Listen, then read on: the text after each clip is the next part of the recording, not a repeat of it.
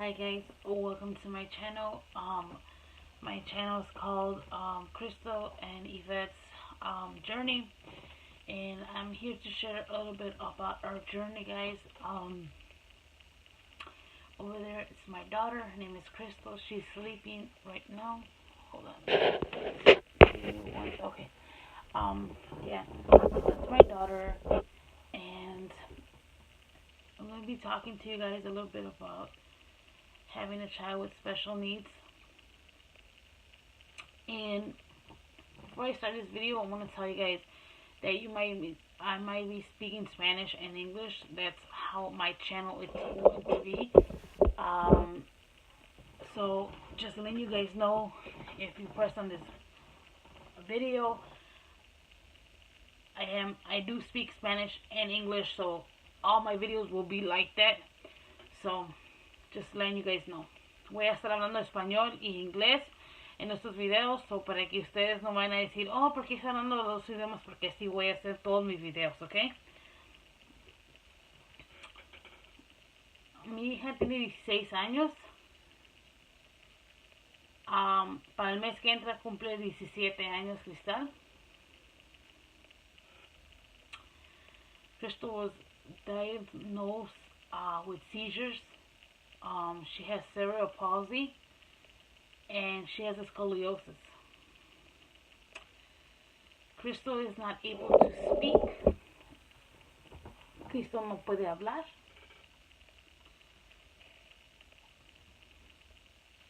Crystal is not able to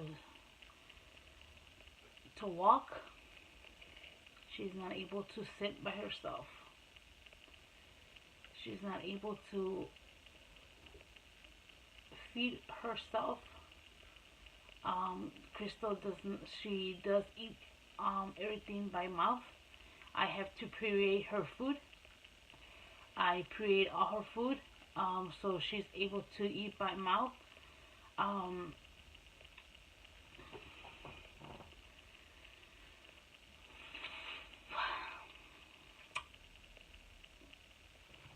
I've been trying to do this video for a couple of times, you guys.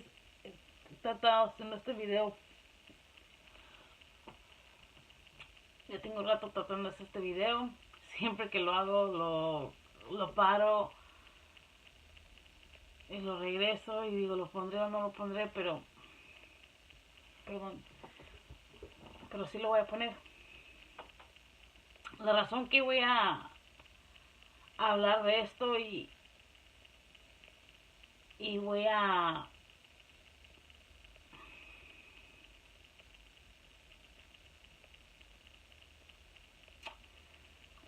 hablar de mi historia, de mi hija y de mí.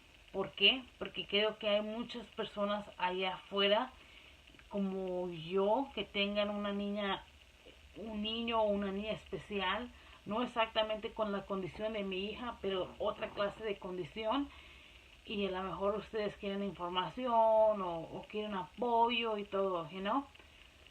Cuando yo comencé con lo de mi hija, su problema de ella,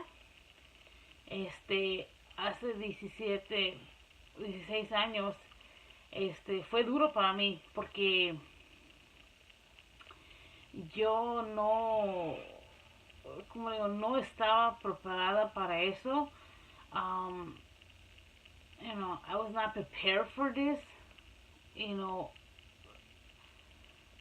Maybe I said the wrong way, but I'm gonna explain to you guys since I got pregnant. I was 7 months pregnant. I'll start from here. I was 7 months pregnant, and they did my first ultrasound when I was 7 months pregnant. I don't know why, but this is, before I had my daughter, I did have a miscarriage. I had a miscarriage on my first baby.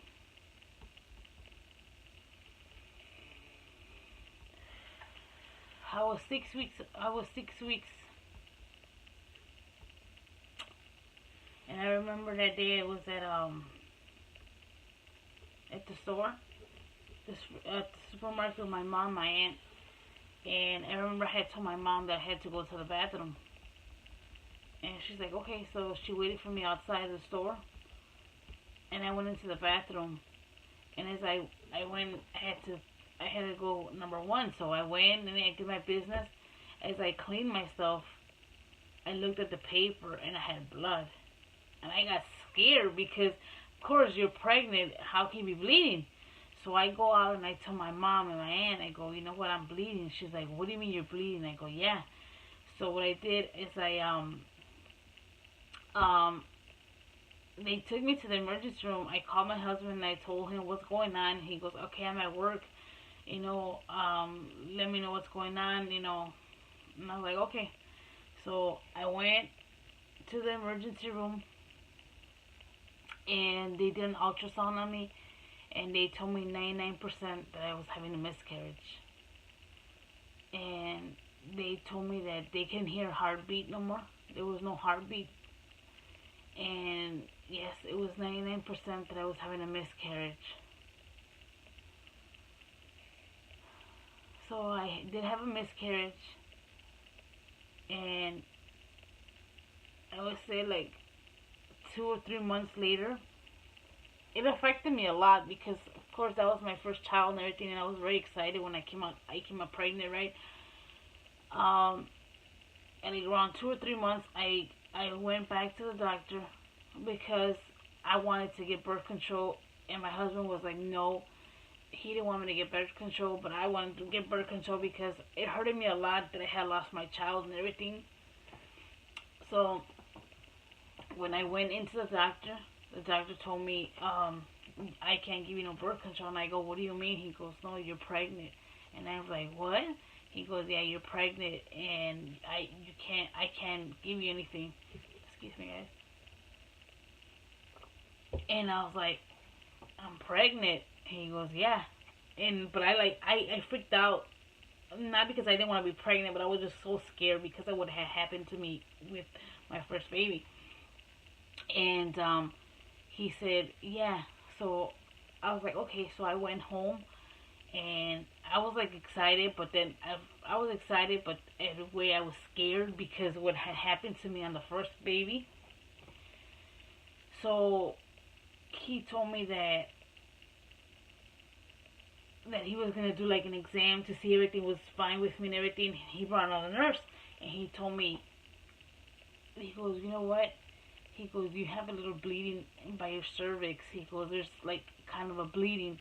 And I was like, oh my God. When he said that, I freaked out. This is with Crystal. I was pregnant with her. Telling me that I was pregnant, and I go, what do you mean? He goes, yeah. He goes, what you have to go is go home and relax and just relax. He said, and don't be on your feet. Just be home, take it easy, relax.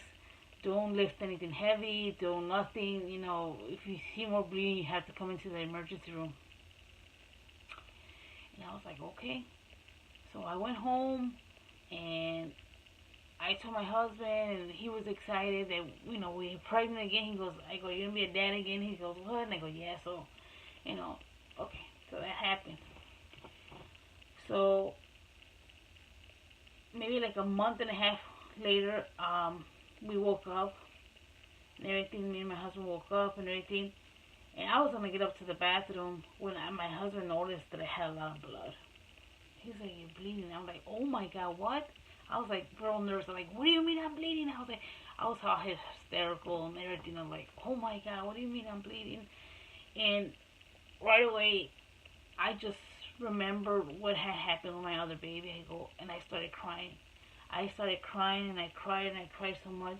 He was like, calm down, you can't cry because it's gonna affect the baby, and so what I did is I laid down, I put my feet up on the wall, I control myself, he goes, wait, hold on, maybe, go away or something, just, take it easy. My sister-in-law did like some tea or something for me and everything, and I seemed like it helped me, and the bleeding stopped. The bleeding stopped. Um, I'm not sure what kind of tea it was, the guys. I don't know, but or it was a miracle, guys. I don't know.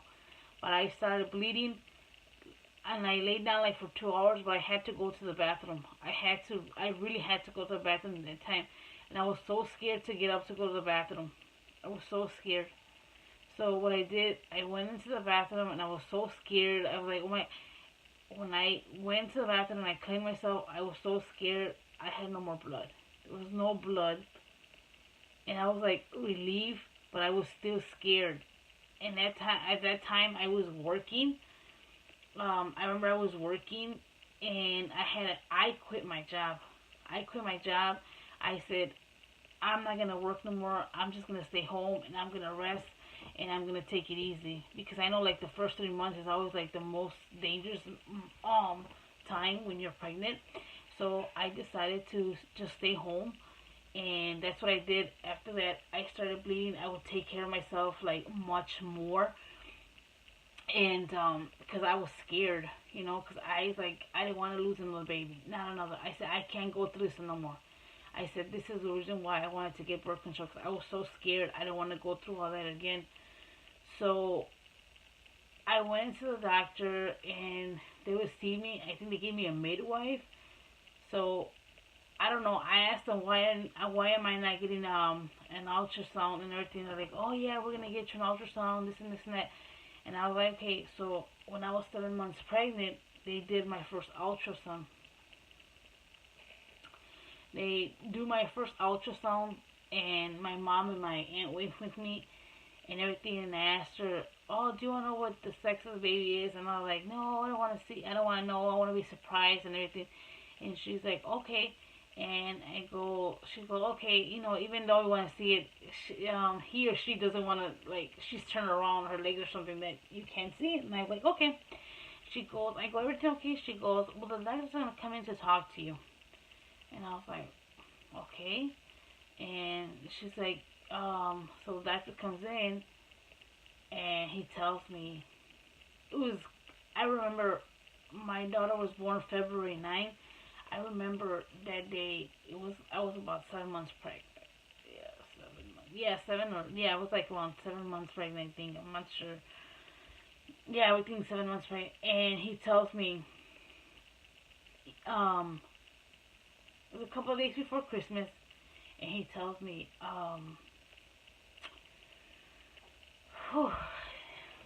he tells me there's some complications with your baby. And I was like, what kind of complications? I mean, what's going on? I told him. He goes, well, we see a little bit of we see some fluid in her head. I mean, not her head. He didn't say her head, on the baby's head. He said, and I said, what do you mean? He goes, yeah, we all have like liquid in our head, in our brain, I'm sorry, but she has a little bit of extra fluid that she's not supposed to have there, the baby. And he said, but you know what? He said, I need you to,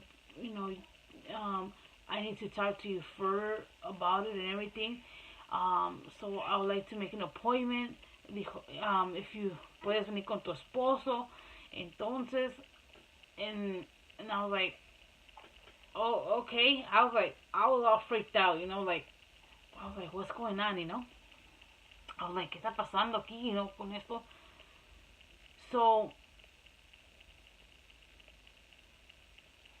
I go back home, I talk to my husband, and I tell him.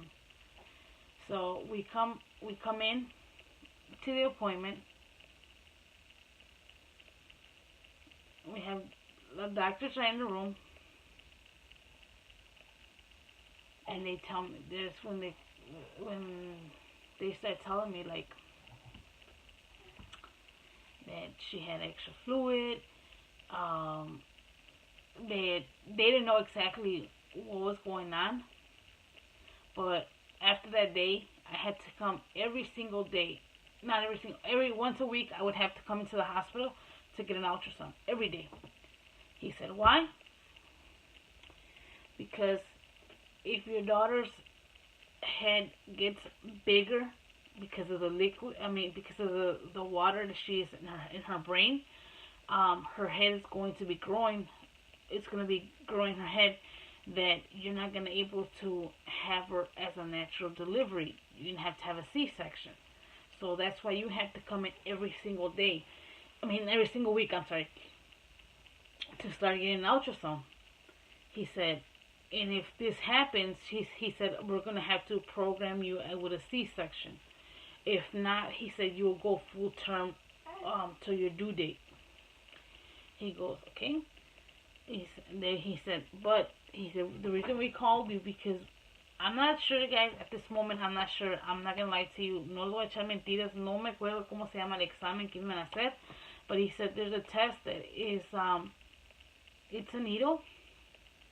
He said, and it goes through your belly button. Your belly button. Dijo, es una aguja así grande. Va por tu ombligo. Y chequeamos cómo está el bebé adentro y todo. Y vemos si ese bebé tiene más complicaciones o todo. Yeah. So basically he told me that they were going to put me a needle in my belly button to, to check the baby out and everything, to get to see what other complications that she had and stuff like that. And he said, but there is risk to this. He said, where maybe the baby can die. He said, your water can explode or something because of the needle. He started saying a lot of things, guys. And he said, do you want to finish with your pregnancy? And I was like, excuse me? ¿Estoy viendo bien lo que me dijo? El último dijo el doctor que si yo quería terminar mi embarazo. A los 7 meses quieren terminar mi embarazo. Le dije no. I told the doctor no. I looked at my husband and I said no. My husband said whatever you decide, whatever you decide. And I said no. I said I'm not gonna terminate my pregnancy. No voy a terminar con mi embarazo. Así tuviera 6 semanas, no hubiera terminado con mi embarazo. I told the doctor, even though if you would have told me this while I was 6 weeks pregnant, that I had a child this was going on with my child, and I still had a time where I could say, okay, I want an abortion, or I want to miscarriage my daughter, or whatever. If I had if at 6 weeks, it's a very small baby or whatever, or maybe at 3 weeks, I don't know, I could have had that choice. I said, but I would not give her up. No, I said, however she's coming, or him or she, I told him I will accept her or him however she's coming. He goes, okay. Yo le dije al doctor, como ella venga o él, yo lo voy a aceptar porque así Dios lo quiso y así lo voy a aceptarla. Me dijo el doctor, ¿está bien?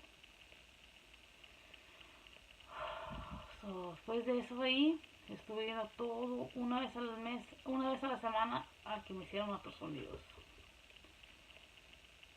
I would go in once a week to get an ultrasound. And everything. Now I asked the doctor how it was. He said that it was fine. Her head was not growing. The liquid was the same. He said, so we went full term. He goes, I think the last time I went in, I think it was the 7th. Yeah, I'm pretty sure I went in the 7th. That was a Thursday. And Friday morning I woke up and I was having a little pain. And my husband, I remember he drove me up to my mom's house because he was going to work. He goes, so you won't stay home alone. So I went with my mom to her house. And my mom had me walking back and forth. And that day my mom, my mom doesn't work no more, but my mom used to work like a 12-hour shift. She called off that day to be home with me because Sorry guys if I'm yawning right now. It's like 2 o'clock in the morning when I'm recording this video because my dogs are sleeping, my daughter's sleeping, and everybody's sleeping, so I wouldn't get interrupted. So this is why you see my eyes are real red, like, and I'm like tired because it's around 2 o'clock in the morning. And so my mom stayed with me, and you know my sister was much younger back then. She had me walking back and forth because she was like, that helps you for the pain and you know, so she had me help me back and forth walking. So you know, it was like my husband kept calling me to see what was like going and everything. He said he was gonna come pick me up, and I said no, I'm just gonna stay here with my mom. I go, I don't feel good, so I'll just stay here with my mom or whatever. He was like, okay. So I stood with my mom. They ordered pizza later. Me and my mom went to breakfast, my aunt and everything earlier, and then we came home, and I still having like little contractions here and there, but very like 3 hours apart or maybe more than that. And later on at night, I started having like more, and I remember my mom bought pizza, and they're like, "Oh, aren't you gonna eat?" And I go, "No." I go, "Cause if I go to the hospital, I don't want to take a dump in the hospital or something when I'm having a baby." And they're all laughing. Dije, no, porque si como pizza y luego me duele el estómago y cuando puche la baby se salga la popó ahí me da vergüenza, ¿verdad? And they're like all laughing about it, like, no, no, no. And then I think I ate y al último me acuerdo que sí comí un pedazo de pizza. Pero le dije, I have to go, before I go to the doctor, to the hospital, I want to go to number 2. I said, because I don't want to do number 2 while I'm pushing the baby out or something. You know, I'm like, they were like, I was more worried about that than anything. So, February 8th comes, about 4 o'clock in the morning. I remember I was laying down, and I felt this pains really bad. They were getting bad. Oh my God, and I called my mom. I go, Mom, and I told her what's going on. And she goes, you know what? Oh, excuse me, guys. I go, you know what, Mom? She goes, you know what? I think that you're going to have to go to the hospital. So I said, okay, before I go to the hospital, I need to take a shower. She's like, what? I go, yeah, you got to take a shower first. So I jump into the shower, and I was already I was having pain, but not like extreme pain, like, oh, I couldn't hold it. No. So I was having pain, so we went to the hospital and everything, and my aunt and my mom and my sister took me to the hospital, and my husband went to work, and they called him that I was going to the hospital, and he said, I'll be back, I'm gonna go pick up my check. And so I went into the hospital around 6 o'clock in the morning, February 9th, that would be 9th, yeah, February 9th. That was my due date for her was February 10th. The doctor said, if you get to February 10th and you don't have a baby by February 10th, you're gonna have a Valentine's baby. I was like, okay. So I went into the hospital February 9th at 6 o'clock in the morning, and they brought me up to the the room where the delivery room, and they checked me, and they told me that I couldn't go home because I was already 4 centimeters open, so I couldn't go home. So they were gonna prepare me in a room, and they put me in the room, and I remember like, oh, okay, I didn't know what I was gonna expect. I did not know. I was like chilling, like if I was in Miami, I had put my hand up like this in the bed. I'm like, oh, I have little cramps here and there. I thought it was like little period cramps. I thought it was something like that. I didn't know what I was coming in for. So ahí estoy yo, como que estaba en Las Vegas, como que estaba en Miami, sí, cosas. Esos son los dolorcitos así como cuando tienes la regla y todo eso. Yo pensé, ¿verdad? Y viene la enfermera y me dice, ¿no quiere algo de tomar? Sí, un jugo de uva. I'm like, okay. She asked me, like, I was there laying down. She asked me if I wanted something to drink, and I said, yeah, can I get some, like, grape juice or something?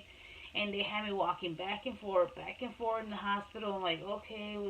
I was like, oh, okay, I was back and forth. And I was like, I'm so tired already walking back and forth. So I came and I laid down. And later on, they tell me that my daughter had pooped inside of me. They came and checked me, and they said that my daughter had pooped inside. So they had to clean me out. And as they were cleaning me out, my water breaks. I think, yeah, my water breaks. And no, they cleaned me out because she had pooped inside of me. So they cleaned me out because they didn't want her to eat that or something. So this is around, I would say, what, 3 o'clock. I was 5 centimeters open, 5 or 6, and they're like, I guess it was a long time for them, and they told me that now this comes a good part. Now they told me they were gonna put medicine so they were gonna provoke my pain, and I was like, what? She said, yeah. She said, so the baby can get faster and you can have it and everything. I was like, okay. Oh my God, Jesus Christ.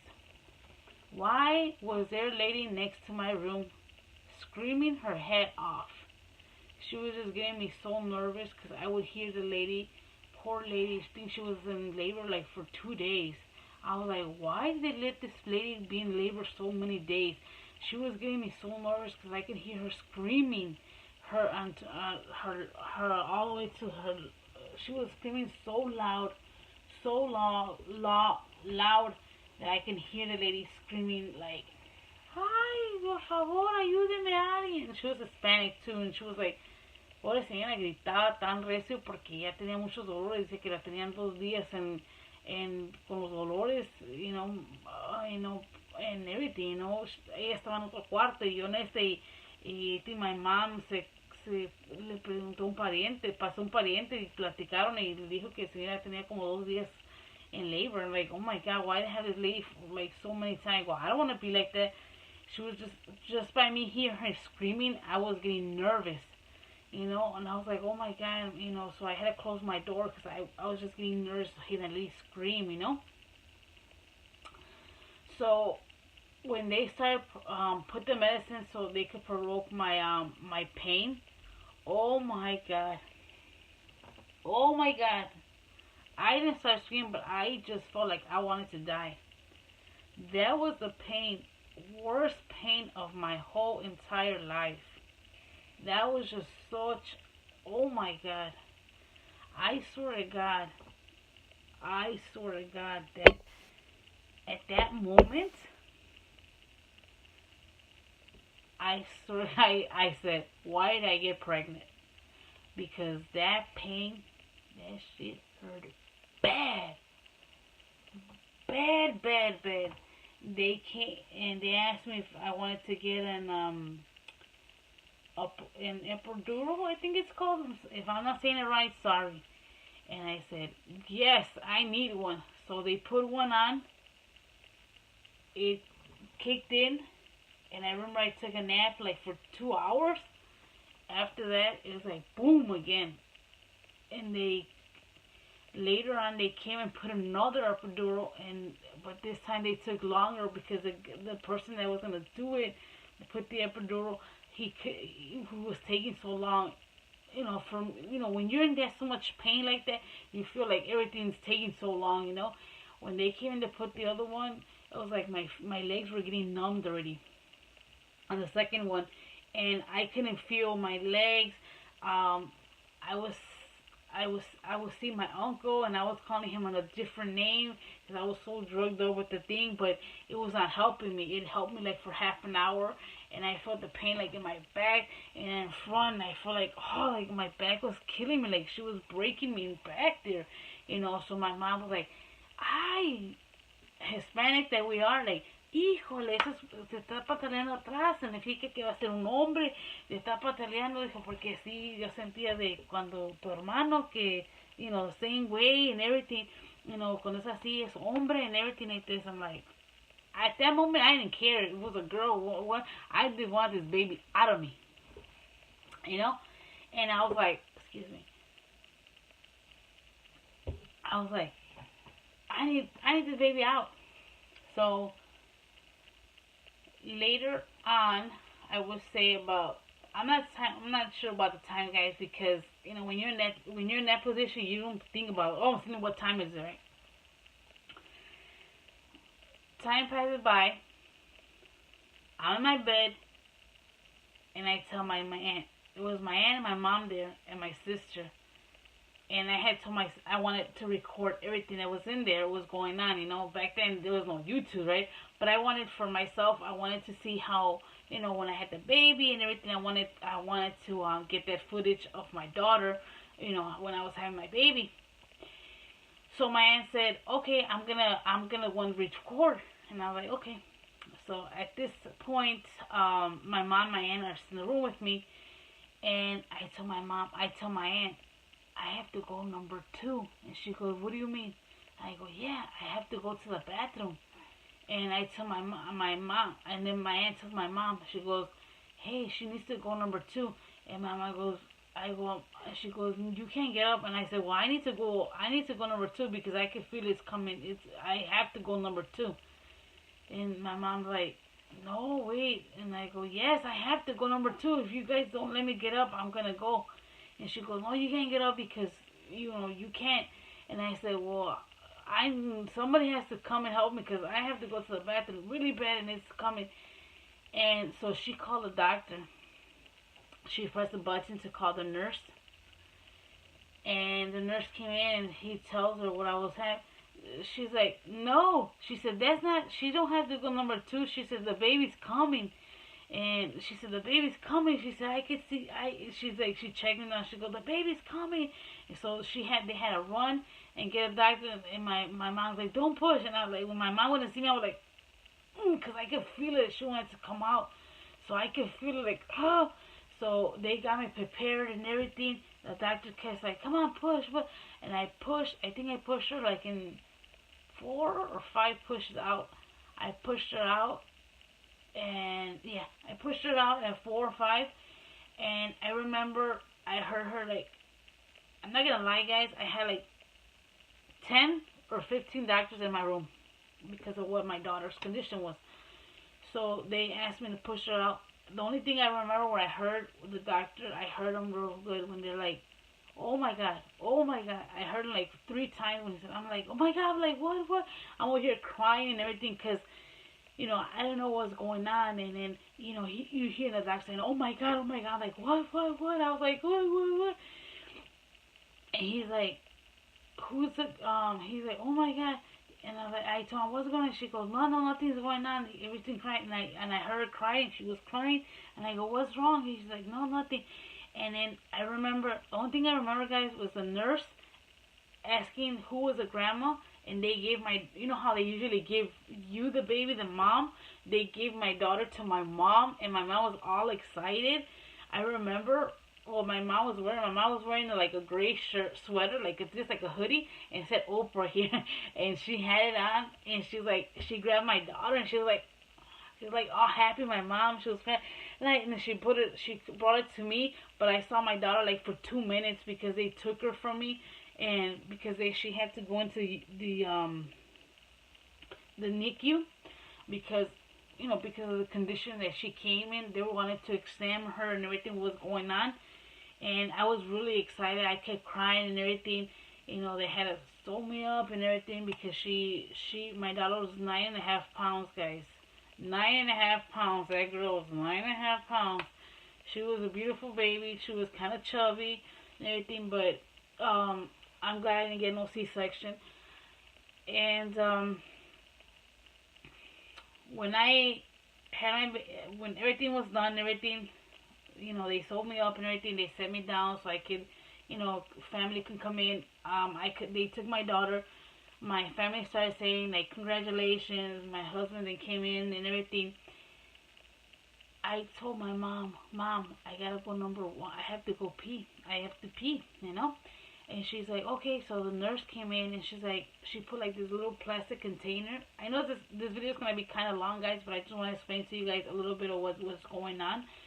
I'm not trying to be gross or nothing, but I just wanted to explain to you guys exactly what's going on. The reason I want to explain this part because I am going to make a second part to this video of explaining to you guys what happened, okay? And that's just why I want to explain this part to you guys. Um, when I went to the bathroom, she put like this little tub inside over me, in the bed, and I told her, "What is this?" She goes, "You're gonna pee right here. You're gonna, so you can't get up right now because you just had the baby." And I was like, "Okay." So I did what I had to do, pee.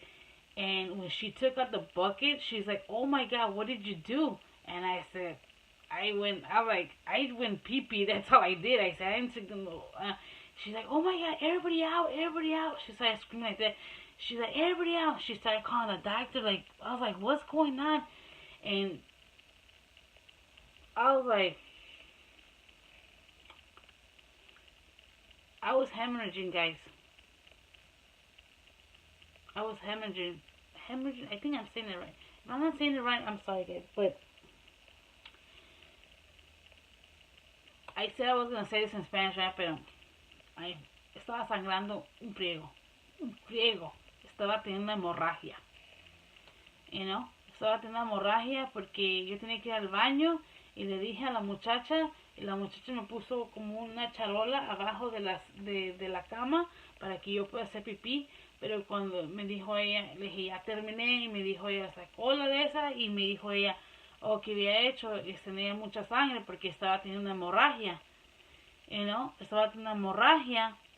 Y cuando ella sacó toda la gente y habló a la doctora y me comenzaron a apachurrar el estómago así, like they started pushing my stomach down like this, and I was like, oh my gosh. She goes, yeah, you need to push down. She said, they positioned me like if I was gonna have another baby. I was like, oh my God, don't tell me this. She goes, yeah, you need to push. She said, you're gonna open, like you're gonna have a baby again. She goes, and you're gonna push. She said, and I'm gonna push on your stomach. And I was like, oh my God, that was just one of the worst days of my life. That moment, I wanted to cry. I wanted to cry. She started squishing my stomach like if I was a damn animal, like this, with her hands inside my vagina, whatever vagina. She had left placenta inside of me. She had left placenta inside of me. Yes, I know. Everybody's gonna criticize me. Why didn't you sue? Why didn't, I don't know. I guess I was an idiot back then. I was a dumbass. Nobody told me nothing about it.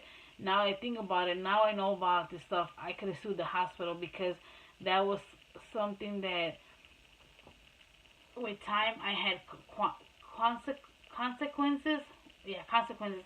That's why I said I am going to do a second part to this video of the consequences that I went through, that I think that was because of that. So they cleaned me out and everything, and so yeah, they cleaned me out, and the next day I went to see my daughter and everything. I couldn't see her till the next day, so the next day I went to see my daughter. She was born at 6:45 p.m. Remember, guys, I went into the hospital at 6 in the morning. She was born at 6:45 p.m. on Saturday, February 9th. The same day she was born. I was in labor for 12 hours. So the next day I went to see my daughter, and no, wait, hold on. No, I'm sorry. After this, all this is about this. The doctor comes in, and he tells me that he wants to speak to me. And I was like, okay. This is when they already had took my daughter to the NICU. And he told me that they had run some tests on her, and that her sugar was low, that my daughter wasn't able to eat by herself, that she was not able to eat, that they had to put the tube through her mouth so she can able to feed, because she's not able to, like, she was not able to eat by her, like, suck the bottle or something. I don't know, that she couldn't eat with the bottle or nothing like that. And so he told me too that, my daughter wasn't able to go home with me. Like, if I was going to be in the hospital for like 2 or 3 days, he said, she's not going to be able to go with you. She's probably going to be in the hospital for like a month. And I was like, what? He said, yes, because we have to do MRIs on her. We have to do an MRI and a CAT scan and everything, just to make sure everything's okay. and everything. You want to make sure everything's doing good for her and everything. And he said, "Do you understand what I'm saying?" And he said, "Yeah." I go, "Yeah, I understand." He goes, and my mom said, "Well, maybe she's in shock." And I go, "No, I understand everything that he's saying. I understand what he's saying. Everything, you know." And the next day, I went to see my daughter. And the funny thing is that when you go and see him, you have to sign in. And I just felt so nice because I had to put my name and inside I had to put mom. I'm like, oh my God, someone hit me like, I'm a mom, I'm a mom. When I saw my baby and I carried her for the first time,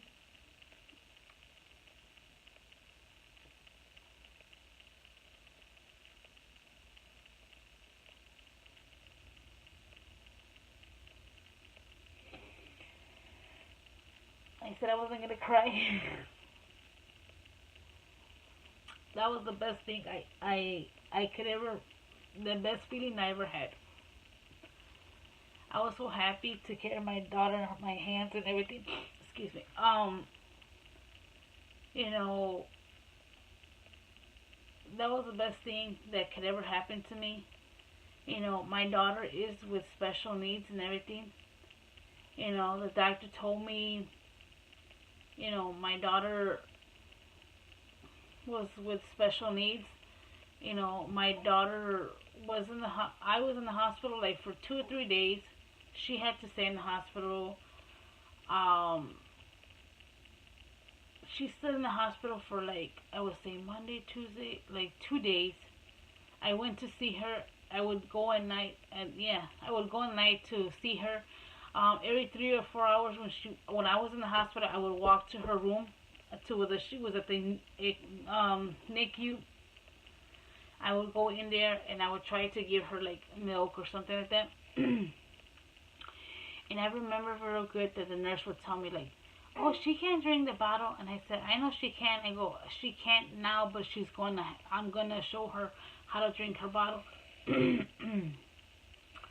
They tried me to do breastfeeding for her, but she didn't want to take my breast. She didn't want to take it. We tried and we tried, and she would like cry a lot. So what I did is I said we just started giving her the bottle and the bottle, and she took the bottle. Like at times she started like little by little she started like, she would eat, but all the water, like all the milk would come on her side. Like she didn't know how. She needed to be taught. You know. So every 4 hours I would go into the NICU and I would show her how to drink and drink and drink until like barely she got it. Like the second day she got it, and the doctor came in and she said, "You know what, take the thing off of her nose." And that's how my daughter started drinking her bottle. Started drinking her bottle and everything. And they called me up from the hospital and they told me that I could pick her up. And she's still in the hospital like for 3 days only. So I was at home for one day without her. So I was really happy. She came home and I picked her up on Ash Wednesday. I remember, I'm never gonna forget that. It was on Ash Wednesday when I picked her up from the hospital. Era el día de miércoles de ceniza cuando salió del hospital ella, después de que habían dicho que se iba a quedar un mes, pero fui por ella al hospital. And I remember the doctor told me, that she was gonna go home and what's going on, but they never, never, never, never, never, never, never, never told me she was gonna have seizures.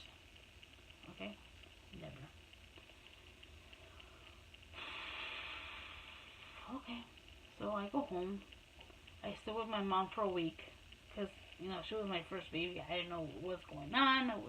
My mom said she was gonna take care of me for a week. While my husband was working, just stayed there with her. So we stayed there a week. After a week, we went home. My daughter was like sleeping in her crib. She was probably like a month old or 2 months, I would say. My husband wakes up. he always would do this, like he would wake up and he would bring her to the bed with us, you know. So that day I was sleeping because I get up every 3 4 hours to feed her. So I was sleeping. He got up and he said that he saw her like shaking. So he said I usually go and pick her up. So he brought her to the bed and he woke me up. He said, hey, the baby's like shaking a lot. He said maybe she's like her diaper's wet. He said let's. So we started changing her diaper, and he said, you know what? I changed her diaper already, but it seems like she's still like she's like cold. She's shaking, and I go, why is she shaking? I go, it's not even. We at that time we lived in the basement, but it was nice and warm. Especially because we knew we had a newborn. And I go, I don't understand why she's shaking. It's not even cold in here. And I go, well, let me get another blanket. So I got a bigger blanket. Nosotros hispanos, que tenemos las colchotas, tienen una colcha grande, y la envolví en la colcha. And I went, I got her like those real big warm comforters, and I wrapped her up. And she still was like, she wasn't like she was having like not like those kind of seizures, like she was like trembling, like she was just shaking like this.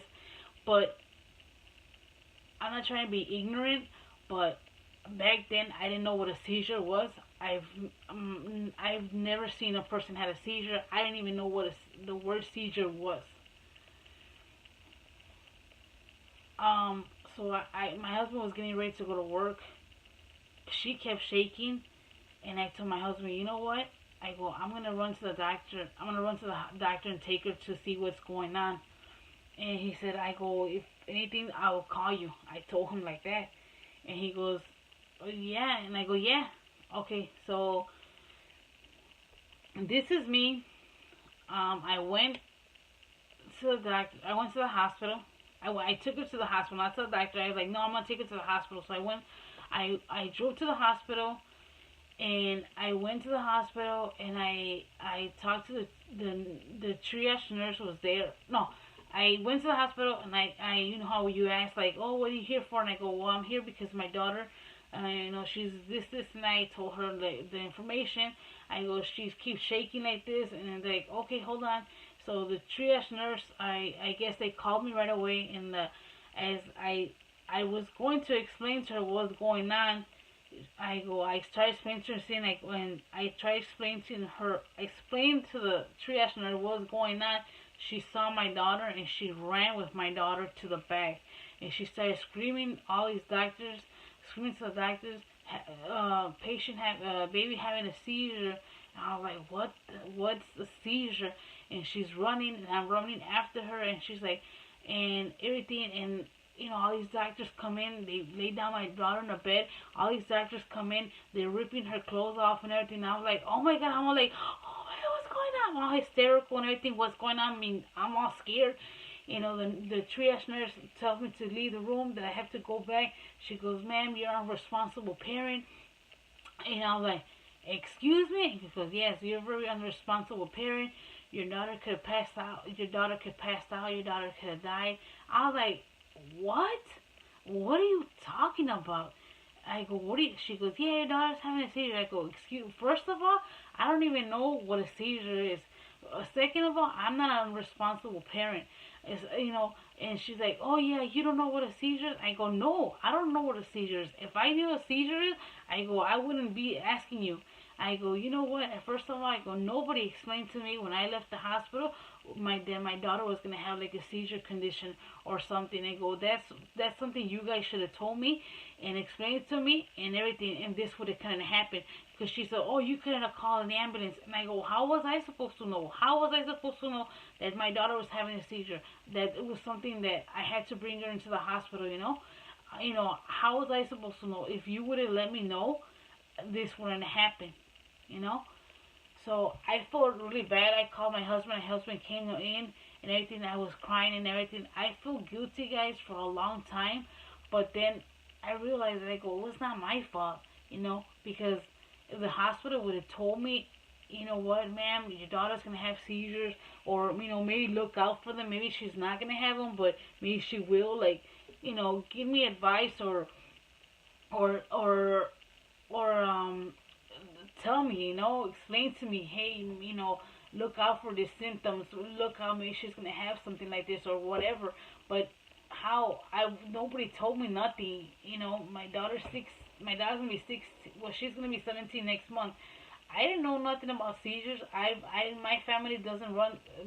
We don't have nobody in my family that has seizures. You know, now I know a lot of stuff. Now I know about seizures. Now I know about all her condition. I know about that. Now I know about a lot of things. But back then, when you don't have a child with special needs, you don't know stuff like that. You know. Now that I have a child with special needs and everything, now I know what's going on. You know, but you can't blame somebody and think that you're gonna know, because if you don't have a child with special needs, why are you gonna be learning about seizures and stuff like that? You might heard of it, but you're not gonna say, "Oh, I know about this," because you know your child's normal. You know, I'm not offending nobody, guys, by this video. No me, no offending. I'm just putting out my daughter's story and my story. I want to share with you guys. That's something very personal to me and to my daughter. But I want to share my story because I know there's probably like a lot of parents out there or somebody that went through something like me, or didn't, but you know, you're not alone, you know. And you know, these kids that are with special needs, any kind of child with special needs, they're a blessing. Always remember that. I know it's hard, guys, because I'm not gonna sit here and say, "Oh, this is so easy." It's not easy. It's not. You know, it's not easy, because it's not. No, it's not. But you know, it's not easy. But you know what pays off so much? To see that big smile she gives me every morning. My baby. She gives me that big smile, and she's my motivation. Sometimes sometimes I feel like I wanna throw a towel. I feel tired. I feel like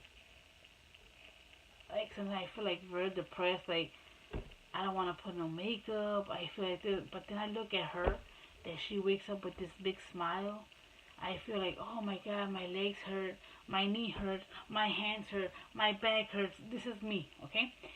And I turn around and I look at her, and I see her wake up with a big smile and everything, and she's like, all like, it's just like she lights up my day and everything. And I'm like, I'm here complaining that I'm able to walk, that I'm able to speak, and I'm out here to walk and do a lot of things that my daughter can't do, and I'm here complaining. Hello, Yvette. Wake up and smell like coffee. You know what I mean? If I had to do this all over again, I would do it. Because I know I'm blessed, and I thank God every day for having this beautiful angel that's my daughter Crystal. I love her with all my heart, all my soul. I don't know what I would do without her, because she's just one of a kind. She's just one of a kind, and I love her to death.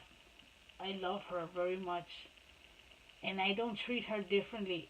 You know, I don't treat her differently because she's sitting in a wheelchair, because she's not able to speak. She is not different from another child. She is just a regular 16-year-old girl. You know, she you know, I treat my daughter just the way I take her to the mall, I take her to the show, I take her out to eat, I take her to the beach, I take her to the zoo, I take her anywhere she wants. You know?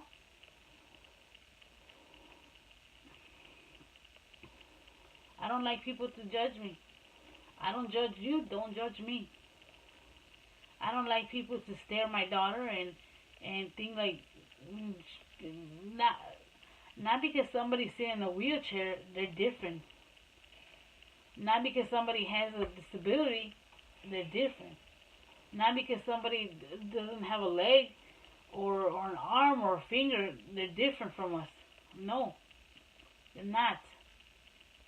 Because they're breathing just like us.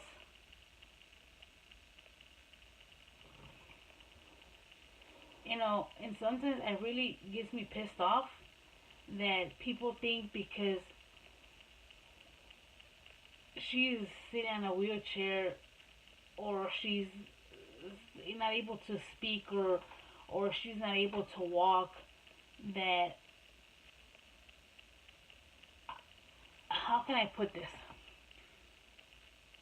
That how can I put this? It really gets me mad because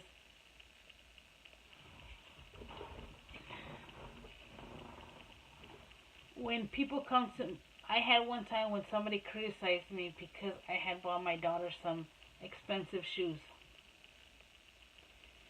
That person told me, well, my daughter was very young, probably like about 4 or 5. I had bought her some Timberlands.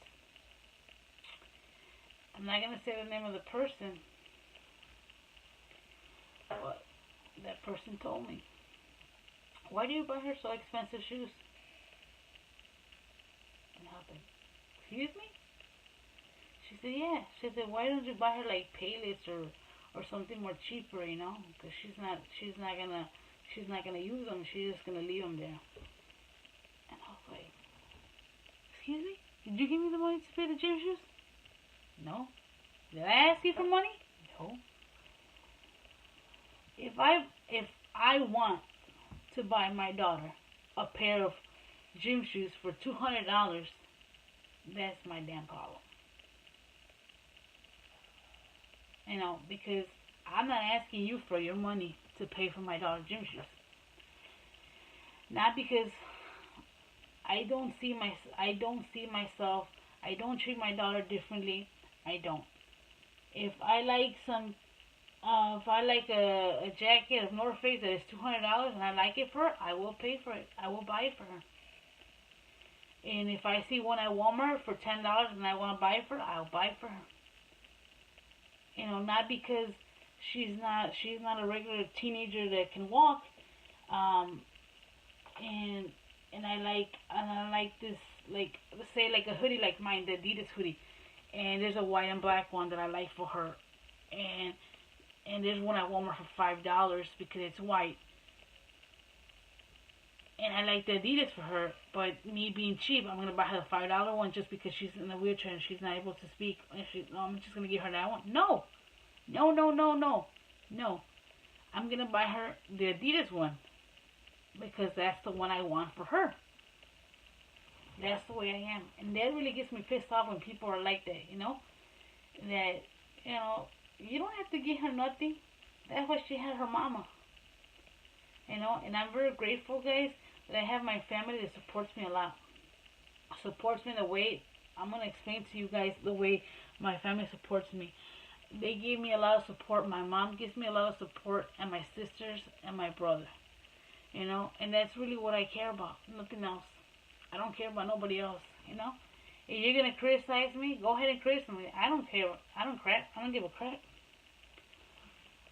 Because, you know what? At the long run, I don't ask you for anything. I don't ask you for anything. You don't ask me for nothing. I'm not asking you to come and take care of my daughter. I'm not asking you to pay my bills. I ain't asking you to pay my rent. So don't criticize me.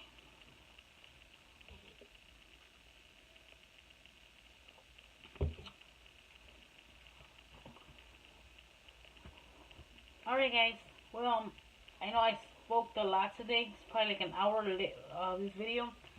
I hope you guys have enjoyed this video. Please give me a big thumbs up.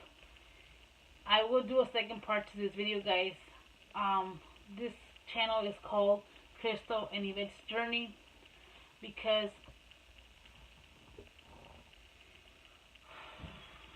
if you're watching this video, I am sharing this video, something very private, but like I said, guys, you guys are going to see the rest of my videos. My daughter had a cotillion last year. I share her cotillion, so you can go and check those out on the videos here. I hope you guys subscribe to our channel. Hit that bell button, guys, so every time we upload a video, you'll be notified. And that's it for tonight, guys. Like I said, I will be putting up more videos, guys, and I will be speaking to you guys about I had to get an operation, but that'll be in the next video. Alright, guys, well, I hope you all have a great night. I'm going to go to sleep because it is approximately, let me see, what time is it? 3 in the morning, and I'm not lying, look. And alright, guys, well, I hope you all have your great morning, or I guess, and I will see you guys in our next video. And guys, don't forget to give me a big thumbs up. Please don't forget to subscribe if you got to this video, guys. Don't forget, if you are watching this video, I know this video was kind of long, guys, I'm sorry, but I had to explain to you guys my story. I wanted to give you guys a little story and everything. And if you're not subscribed to my channel, go ahead and subscribe. Hit that bell button, guys, so every time we upload a video, you'll be notified. Alright, guys, well, I will see you in my next video. Bye, guys. Take care. I hope you enjoy my video. Bye.